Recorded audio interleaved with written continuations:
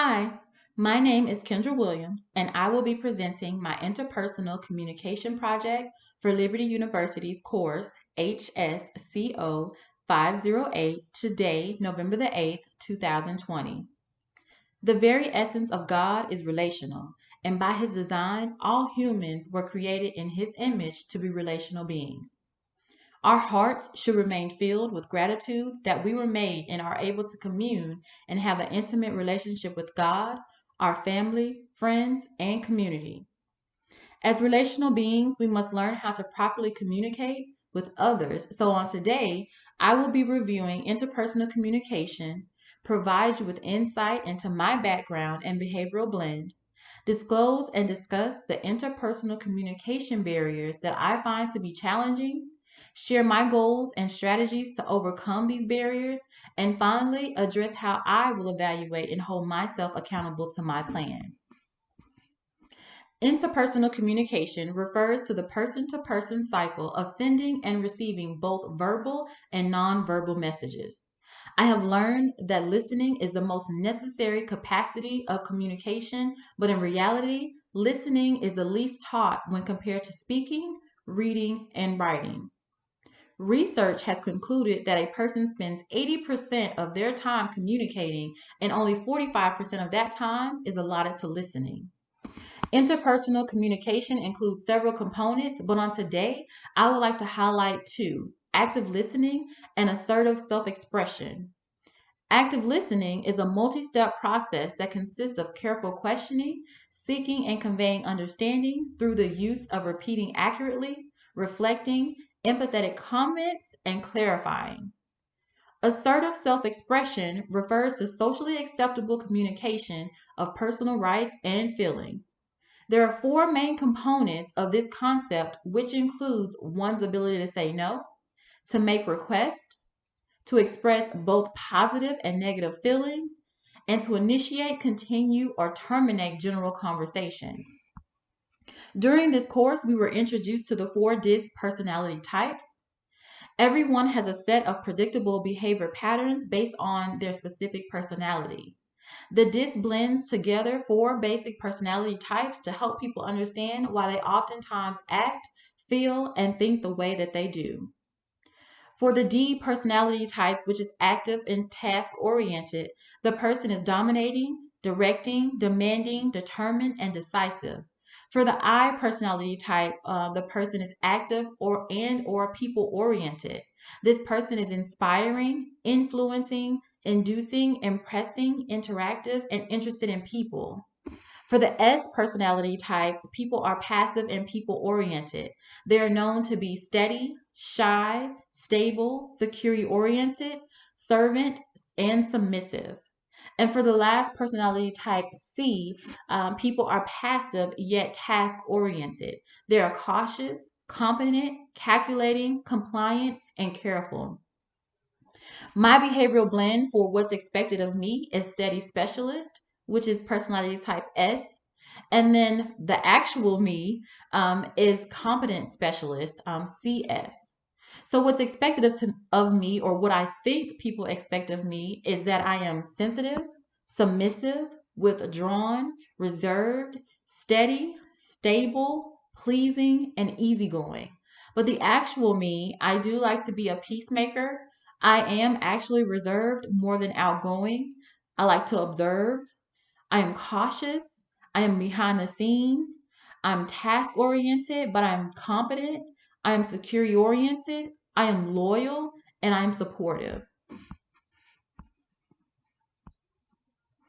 For my influences on my communication, I believe Carbonell said it best: we can conquer our own emotions by first recognizing our weaknesses and controlling our personalities.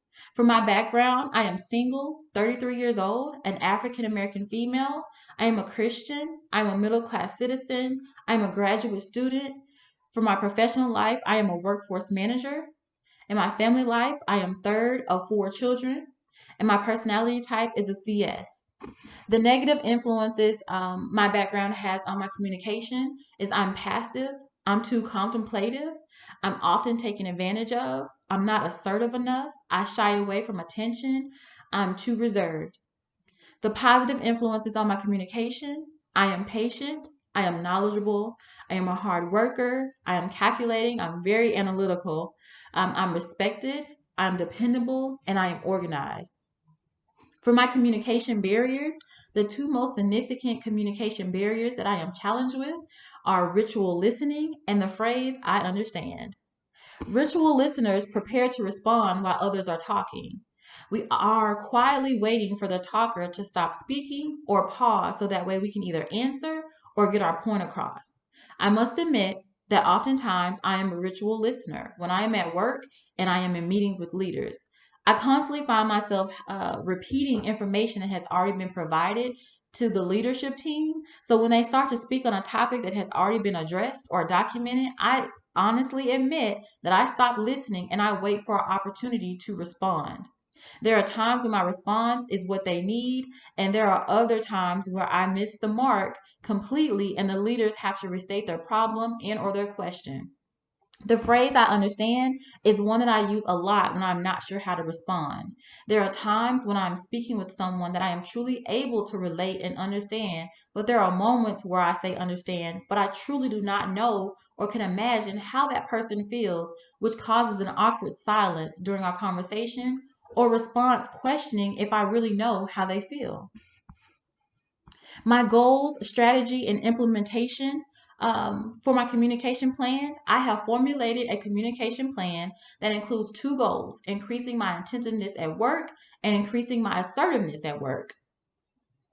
For my goal of increasing my assertiveness at work, my first objective, is to enhance my time management. A lot of times where I'm at work, I am in meetings where I am multitasking, I'm not really paying attention, or I'm using that time to just catch up on tasks for the day. So, my plan for enhancing my time management, I will review my meeting calendar every Monday to identify and reschedule back to back or overlapping meetings. I will delegate tasks to my associate when I have to attend meetings. I'll block time on my calendar to complete high priority and or reoccurring tasks and or requests. My second objective, enhancing my active listening. I plan to attend each meeting with the intent to learn, video share during meetings, focus closely on the talker, and listen for total meaning and to clarify. My second goal, increase my assertiveness at work. My objective is increasing my participation in meetings. To For my plan, I hope to, or I plan to, respectively jump into conversations and share my opinion, initiate conversations in large group settings, allow others to see my fun loving and humorous side, and let my voice be heard on each meeting that I attend. To evaluate my progress and hold myself accountable, I will maintain a daily log tracking the number of times I asserted myself by participating in meetings, video shared during meetings, attentively listened, delegated tasks to my associate, and by documenting one thing that I learned from each meeting. In conclusion, I do believe that by implementing my communication plan of increasing my attentiveness and assertiveness at work, by enhancing my time management and active listening, as well as increasing my participation in meetings, that I will be able to outwardly show others my personality and the true leader that I know myself to be on the inside. In closing, I do leave with you a quote by Robin Sharman: Leadership's not a title, it's a behavior. Live it. Thank you so much for allowing me to present my communication plan, and have a great day.